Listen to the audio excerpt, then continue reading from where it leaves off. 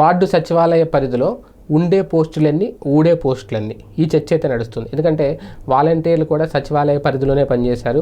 సచివాలయ సిబ్బందితో పాటు వాలంటీర్లు కూడా మమేకమై 30 రోజులు పనిచేసినా చేయకపోయినా పింఛన్లు వచ్చే సమయంలో మొదటి 10 రోజుల్లో మాత్రం వాళ్ళ కీలక పాత్రే పోషించారు. కానీ ఇప్పుడు వాలంటీర్లు సెక్రటేరియట్ నుంచి సచివాలయాల దగ్గర నుంచి వాలంటీర్లతో పాటు అందులో ఉన్న సిబ్బంది కూడా కొంతమందిని మార్చేస్తారు అనే ప్రచారం అయితే జరుగుతుంది. వాలంటీర్లను పూర్తిగా పక్కన పెట్టి సెక్రటేరియట్లో మినిమం 5 నుంచి 7 వరకు సిబ్బంది ఉంటారు.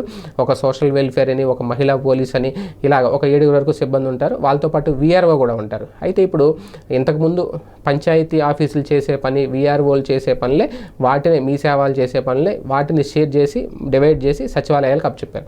ఇప్పుడు మళ్ళీ యథావిధిగా ఆ పనులు వాళ్ళు చేసేస్తే కనుక ఇంకా సెక్రటేరియట్లు అవసరం ఉండదు, సచివాలయాలు ఆ 7 సిబ్బంది కూడా అవసరం ఉండదు. కాకపోతే ఉన్న వారిని వాడుకోవాలి కాబట్టి వాళ్ళని రెవెన్యూ ఆఫీసుల్లోనో, మండల ఆఫీసుల్లోనో, లేదంటే దగ్గరలో ఉన్న ఆర్డీ ఆఫీసుల్లోనో ఎక్కడైతే ఉద్యోగుల కొరత ఉందో అక్కడికి వాళ్ళని షిఫ్ట్ చేయడము, లేదంటే వాళ్ళ ఉద్యోగాలని, వాళ్ళ విధులను వేరే రకంగా ఉపయోగించుకోవడం ప్రభుత్వం చేస్తుందా అనేది ఇప్పుడు ఒక అనుమానం అయితే రేజ్ అవుతుంది. ఎందుకంటే ఎక్కడా కూడా సచివాలయాలను కంటిన్యూ చేస్తామనే హామీ అయితే ఎక్కడ ఇవ్వలేదు.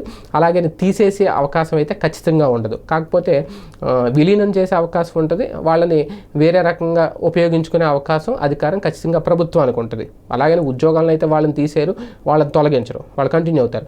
కాకపోతే వాళ్ళు అదే పోస్టులో కంటిన్యూ అవుతారా లేదా, వాళ్ళని వేరే డిపార్ట్మెంట్లోకి అనుసంధానం చేస్తారు లేదా ప్రభుత్వ ఇష్టం. ఇప్పుడు ఆ దిశగా ఏమైనా జరుగుతుందా వేచి చూడాలి.